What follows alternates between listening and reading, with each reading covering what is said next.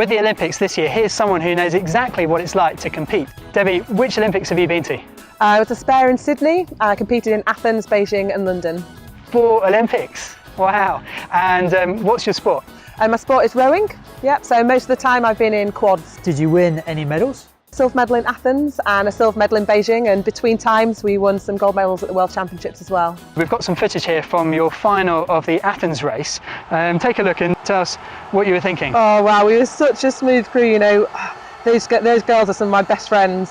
Such a close race. Germany were our main competitors in our whole career really. Even to the line we're trying to still come back on them and catch them up, but they were a great crew. And yeah, as you can see, we've given it everything. There's not an ounce of energy left there. We're going to hear a bit more about your story and what it's like to compete at the Olympics shortly, but before we do that, we're going to head out on the water ourselves. Hopefully, I don't tip us in.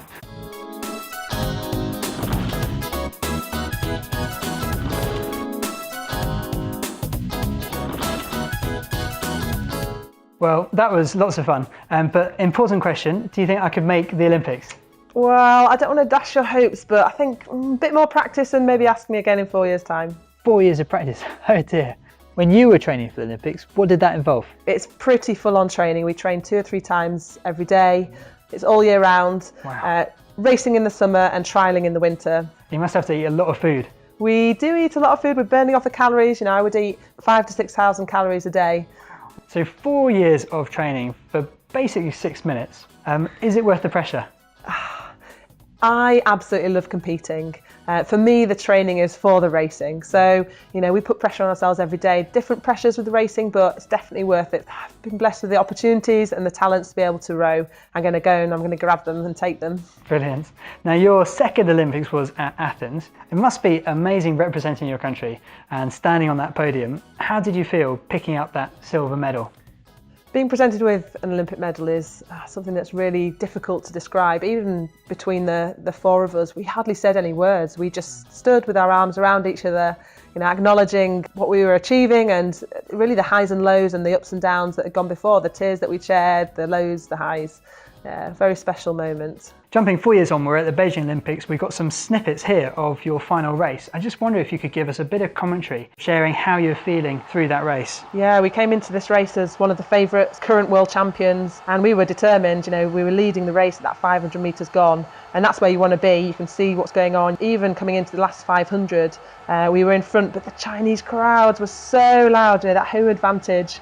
And the Chinese crew just overtook us in those final closing stages. Tough race. How did it feel not to come away with the gold? We were gutted. Gold medal was our aim and was what we wanted to do, become Olympic champions. And when we crossed the line, we were, no words could console us. You know, we were crying in the interviews, we were crying on the medal podium. You know, looking back on the race, you know, I'd still wish that I could have been Olympic champion, but we had a great race. So throughout your rowing career, you've had some real highs and these lows. How do you cope with those as an athlete? You know, through the highs and lows, it's easy to get carried away, and when you're doing well, think that, you know, you're great and that it's all about you and that you're doing well. And then when you're not doing well, you can feel a failure. And for me, as a Christian, you know, that's given me a wider perspective. You know, that I am more than my medals, and actually, win or lose, in God's eyes, He sees me as me. And you know, I made sure that rowing wasn't the thing that was moulding and shaping me and my identity. You know, I wanted my identity to be that, you know, I was a child of God, and that I was, you know, my faith was the kind of stability and rock on which I stood. And, you know, through the challenges that came, that was something that never changed. Then your 4th Olympics was on home turf. The atmosphere and the buzz around the London Olympics was like nothing I'd ever experienced. Sadly, your training was hampered by injuries. How did that affect your crew?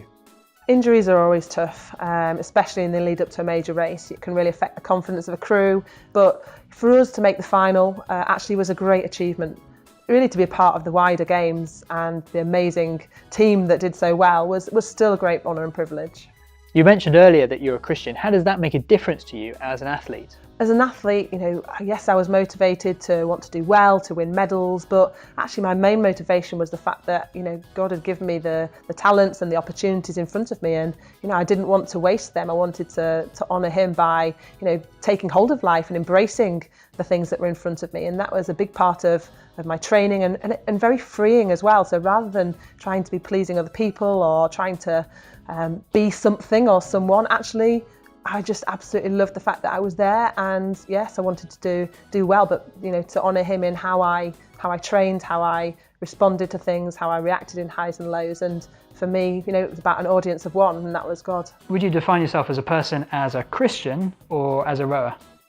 I would definitely define myself as a Christian. Rowing has been a part of this season of my life. But then, my life is going to go on to something else.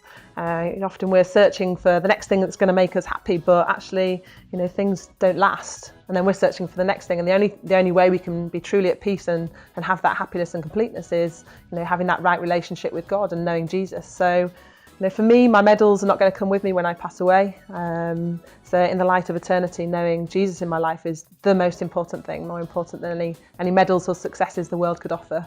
Thinking about the Olympics this year in Rio, were you tempted to make a comeback? Oh, I actually did a little bit. I started doing some of the trialling this year because the boat that I'd always been in, the quad, hadn't made the Olympics, and there was another opportunity for it to do that. But I got injured in the end, so it wasn't meant to be for me. Anyone we should watch out for in the rowing? There'll be lots of medals brought back in the rowing, but the exciting boat to watch will be the women's 8, because they've done really well this season so far. And if they can win a medal in Rio, then it will be the first time a British women's 8 has ever won a medal. So that will be a bit of history. So I'll be rooting for the girls. Well, Debbie, thanks so much for your time, and thank you for sharing your story. Really encouraging. Thank you.